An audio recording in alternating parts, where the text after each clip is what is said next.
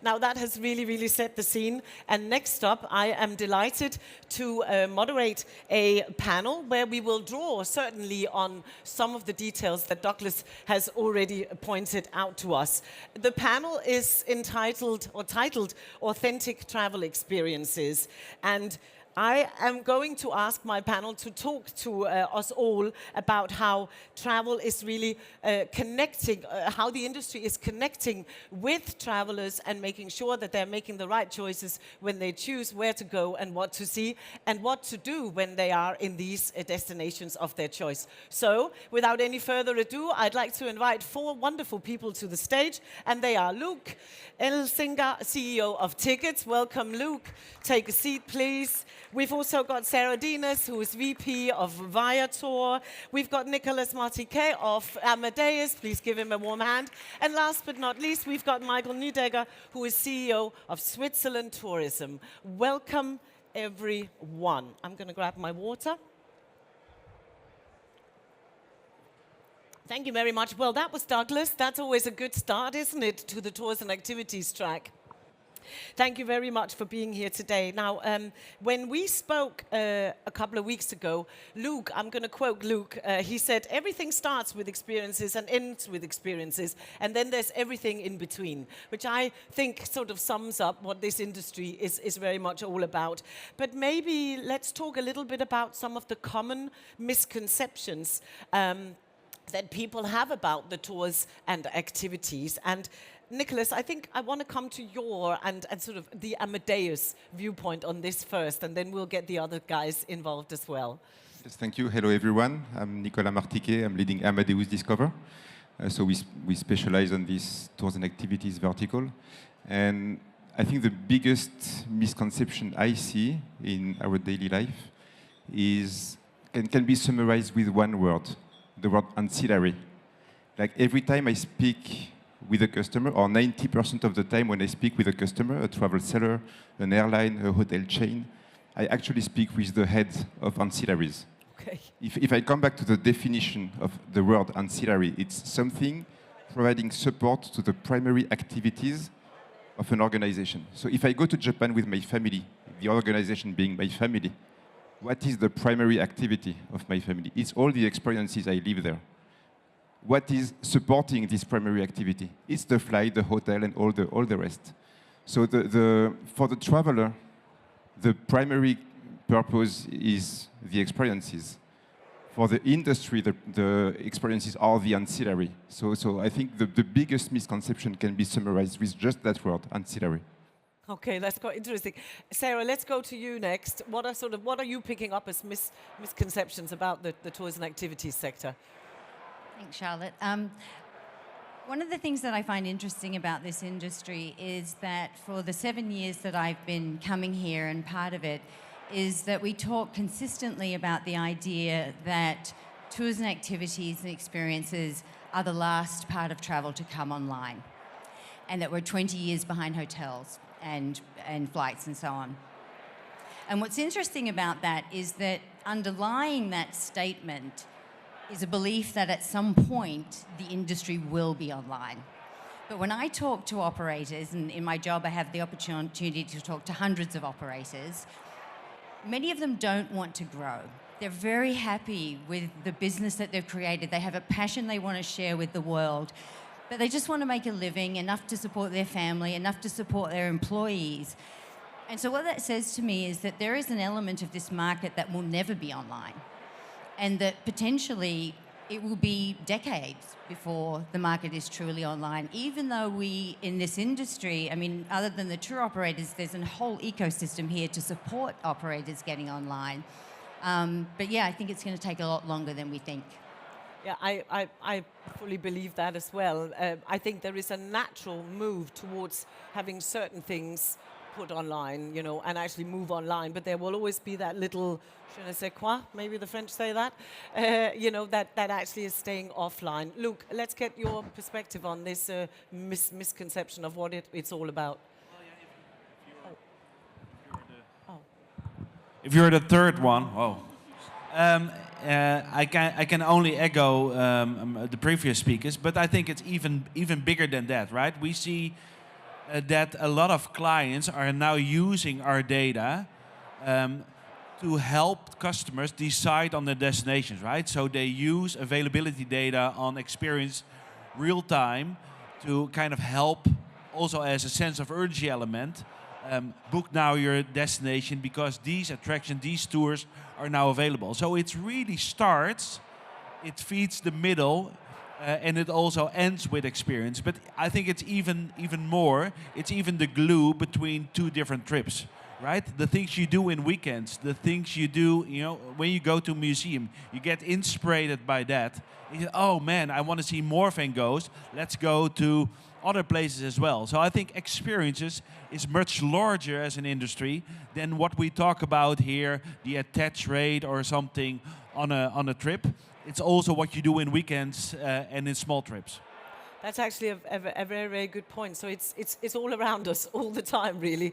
Martin, let's go to you as well. I don't know, on the data side that Luuc brought in, you know, are you seeing things very much backed up by data and in terms of how people come to Switzerland and what they do there and what they hope for and maybe what are the misconceptions just by going to your destination? Well, obviously, the majority of the attraction lies in the availability of the information. Me, as a destination representative, I wouldn't really make that big distinction between destination or experience. I think it's not either or. It's very much relevant that they both play together.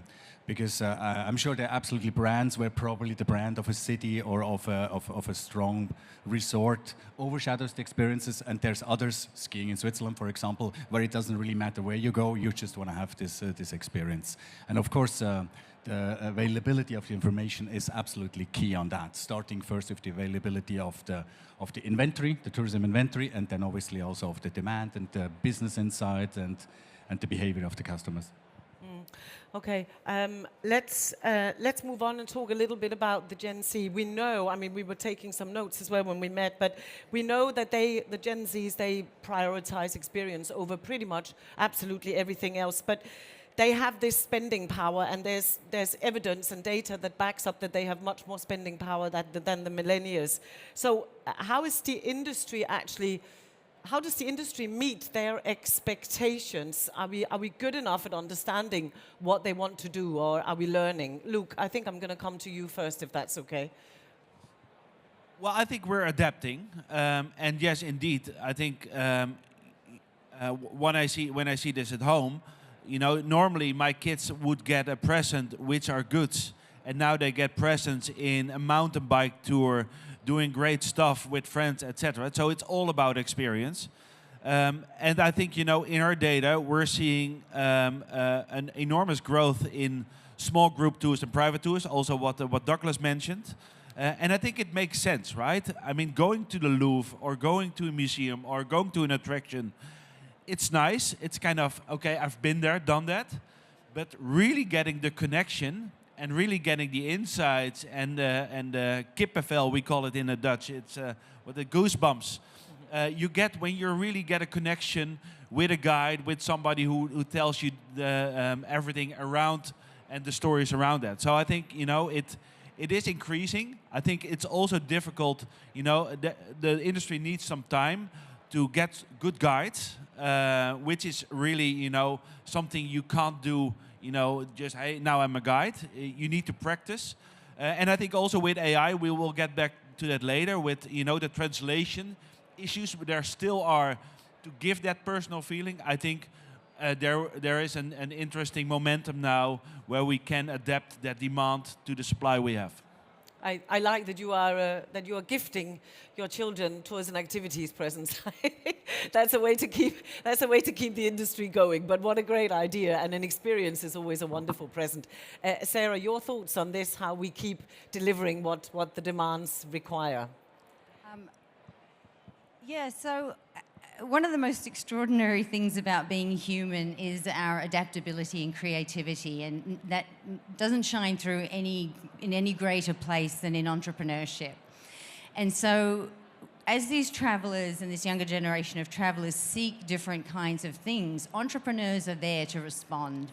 And so we see consistently new experiences coming into our marketplace, and the things that Gen Z wants to do. And so that's one part of it. And then the second, I think, is for those operators who have been in business a longer time, I think part of it is also about discovery. So knowing where the Gen Z is going to discover and to find inspiration about not only destinations and what they want to do, and then the formats of media that they choose to do. So obviously video and vertical video is still one of the primary mechanisms by which younger people discover experiences.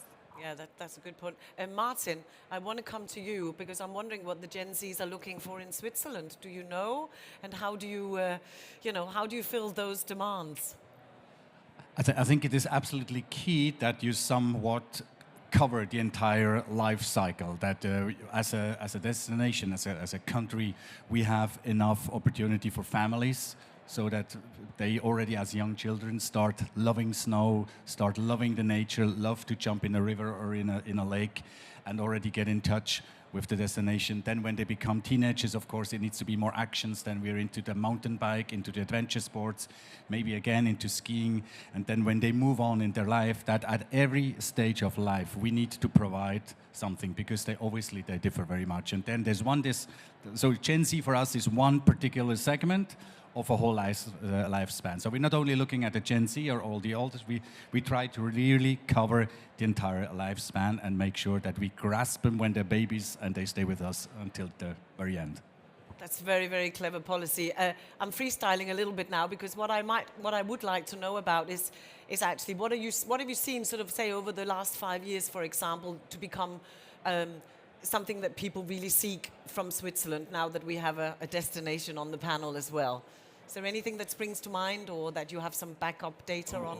Well, maybe not so much data, but a sentiment. I mean, we are all consuming news at this moment in the last couple of months and maybe even years. So we are living in incredible turbulent times.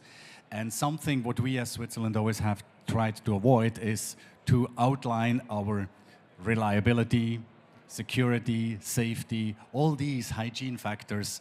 These are non-travel motives. You're not going somewhere because it's particularly sustainable or it's particularly reliable. But it seems that these elements become quite relevant. So we can actually here see and also see it in the data that reliability, no drama destination is something that's actually something people are interested in. That is, of course, a very valid point, especially in the times that we live in at the moment. Nicholas, I want to come to you as well.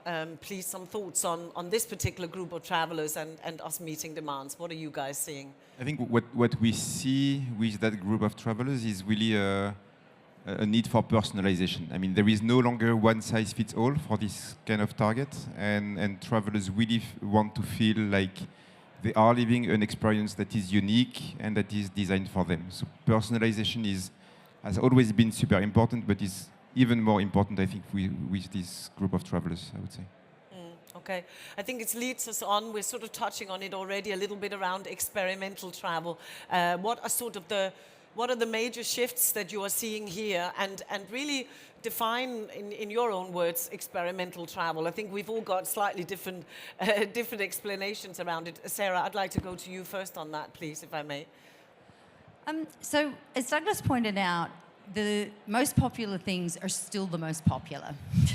And we see that on our platform and on TripAdvisor and then throughout the entire marketplace. But what we do find is that the experiences that are more immersive, and by immersive I mean where you get your hands dirty, lessons, cooking classes, photography classes, and so on, fishing classes and charters, those are the ones that have much, much higher consumer ratings. So the average star rating for those kinds of experiences on Viator is 4.8 out of 5 versus 4.6 out of 5 for the rest of them. And I think the other area that we see a fairly big trend in terms of fast growth is in outdoor activities. Again, something that Douglas showed. And our fastest growing destinations are, in fact, places like Tromsø in Norway or Banff in Canada, Colorado, Finland, places where people can experience the outdoors, and those activities also rate very, very highly. Yeah, that definitely, we have got the data that backs that up. Luuc, you will be seeing similar things, but maybe you can add your voice to this as well. Yeah, we see the similar things, especially smaller groups, longer booking windows that are really starting to prepare. Also interaction more in terms of okay, what can we expect, etc. And I think also the need of staying flexible. Plans can change. Also, what you said, in terms of what's happening now. So I think the real connection, even in a crowded Colosseum, is I think what people are looking for in general, and I think it's also our job to help them, and also to balance more this mass tourism into more balanced tourism, where I still think there are interesting moments where you can visit the Colosseum at a much better time and with much more, a really authentic feeling. Well, it's interesting what you were saying. I mean, there's an educational aspect here as well, isn't there? We as an industry, as a sector, we really need to actually educate and remind the traveler, of what else is on offer rather than the most sort of popular destinations. Now, I did a chocolate course in Switzerland once. It was marvelous, and so that's an experimental a bit of insight there. What's new? Again, I come back to this kind of, are there any new things that you are feeling that people are doing, or they're doing more of them, or doing them differently in your neck of the woods? Well, in fact, in terms of experience, there's so much more coming up, but they are, and that is totally in line with a more balanced tourism. They are small entities, and this is something that's not being covered by the large entities, because they somehow feel fall through the net. Because, like you mentioned, the chocolate tour, so I guess it was at a certain scale where you had enough people, but there's a small company where you can do a watch assembly. There's something like an alpine cheese making. These are small entities, and obviously we are looking for platforms where they can be covered, because obviously it is they may not have the digital availability and the whole pricing. So maybe this moves into the AI discussion. Then maybe this is a moment where, when the data is available, that they can actually be heard or be available on the market. So I think there's so much creativity coming up. There's so many micro companies coming up with wonderful experiences, but they are not really a Colosseum scale. So they're small and also not in the hotspot. Sometimes they're somewhere a little bit remote, which totally matches with our strategy of making sure we have a distribution of visitors all over the country, and not only in hotspots. And I think that brings us right back to Sarah's point from earlier about there are certain smaller operators out there. They're delivering these bespoke, wonderful experiences, but they are not going to automate their entire setup, because it's simply not necessary, quite frankly. There's a certain thing that technology can help with, but the rest is just done as in human to human, person to person. I want your thoughts on this as well, Nicholas, please, if I may. Yeah, I think as Sarah said, I mean, the most popular things are still the same and the most popular, but the way to experience them has to be unique and has to be personalized once again. So the whole challenge is to map the right way to experience that thing with the right profile of traveler. Like Douglas was mentioning, what is a 5-star tour? A 5-star tour for a Gen Z is not the same as a 5-star tour for a family. No. So how do you make sure that each single traveler is going to have the right experience provided to them? Well, we were seeing from some of Douglas's details and slides as well that some companies obviously offer more than one type of tour, but I have often, when I have gone in to look at a particular type of tour, when you actually look into the 6 different offerings or the 20 different offerings, it ends up being pretty much the same. I think it's just from a consumer perspective, I think that's something that some of the platforms can just do a little bit better. They don't look like they're offering much variety, actually. It just looks like a different price. So we need to maybe be a little bit better at that sometimes. Sorry, a personal little gripe of mine. Now, I think we might disagree a little bit on this one, because somebody said on the meeting that, the travelers are booking everything last minute, and then somebody said, I think it was Luuc, or maybe not, booking everything last minute. But the point really we want to get across here is, how can we better as an industry, as a sector, meet this demand and maybe improve to some extent the accessibility. What else sort of needs to be done? And Luuc, I think I'm going to go to you first on this one, if you don't mind. Well, I think this is it's common sense that we need to work as an industry on this, right? For nobody, it's interesting to go like this through the Vatican Museum. So we need to educate each other. And we see a big shift in where it was a lot of online last-minute bookings. It went already, weeks or even months before people go that they book their experiences.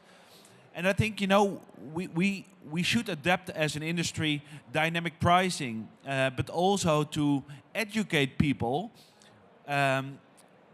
how it really is, right? If you now go in this Jubilee year to Rome, it's really too crowded. So I'm trying to build an in-the-line tour with my team, and they're not that enthusiastic because they have difficulties to market it because nobody's searching of, hey, I want to have a tour in the line.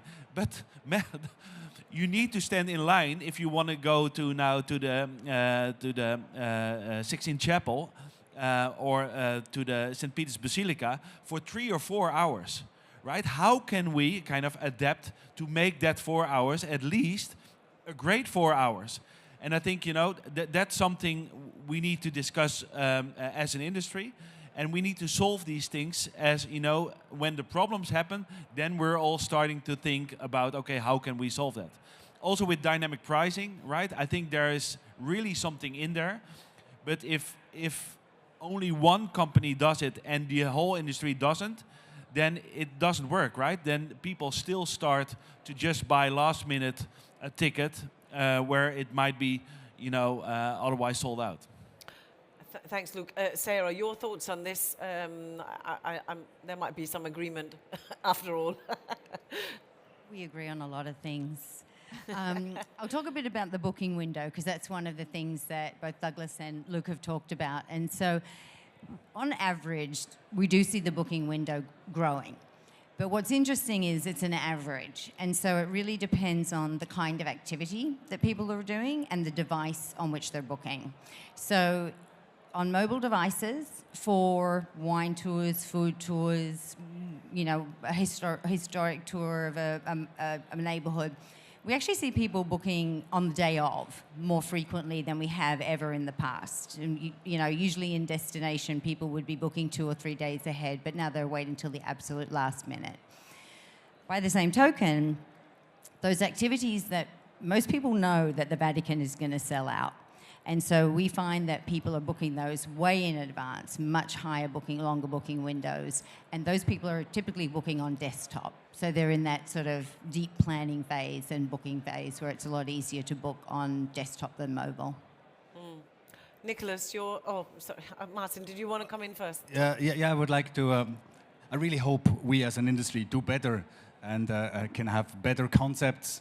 And I'm talking to ourselves as service providers and service or experience producers, than to somehow make the line more entertaining than they make it shorter, obviously. So I think it is absolutely key to us to go into guidance, to go into steering as well, to not just create a demand for a destination and then see if they are coming in last minute or if they are standing in line or not. There's so much more we can do. We particularly see that obviously in Switzerland summer is very popular and winter is very popular, but we have many more other months which we are now opening. So I think this, be it a Colosseum or a line, or be it an entire country, or be it an entire seasonality, I think spreading the customer demand, spreading it more evenly over the year is absolutely key. So for example, we are now doing everything possible to put autumn into the picture, because Switzerland is known as a winter destination, as a summer destination, but autumn is still key, and autumn is wonderful. So basically we're spending all our marketing dollar on autumn, and that already makes sure that we're opening more possibilities for service providers which have not a sufficient occupancy. We can work with pricing. They're not really standing with each other's feet. The lines are shorter. So I think there's a lot we can do than just trying to manage the lines, but actually to make sure that we can direct the customers to other destinations and to other timings. I think that whole conversation around seasonality, and maybe many in the audience can pick this up and are doing it and getting some ideas from this. But I think the spreading the customers, as it were, the travelers over the year, it's a sort of a no-brainer, because there will be a part of the audience that does not need to go during the children's holiday time in the winter and the summer period. Some of us are happily past that now, with mine being grown up, because boy, oh boy, talk about pricing and pricey. Nicholas, I want to get you back in here as well, just some thoughts from you. I think in terms of booking window, we see pretty much the same as what Sarah was saying. We really have two peaks, one which is in the last week before the activity date, and another one which is more like 45 to 60 days before.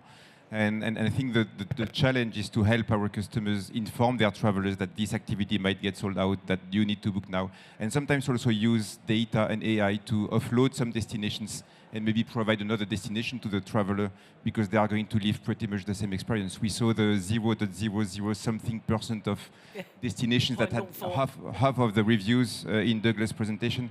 I mean, there is a huge opportunity as well to tell the customers, okay, maybe you're not going to see the Colosseum for that vacation, but you can have a great experience going somewhere else. So that's also, if we truly consider that experiences are at the core of travel, that's also something that we can provide to the travelers as an industry.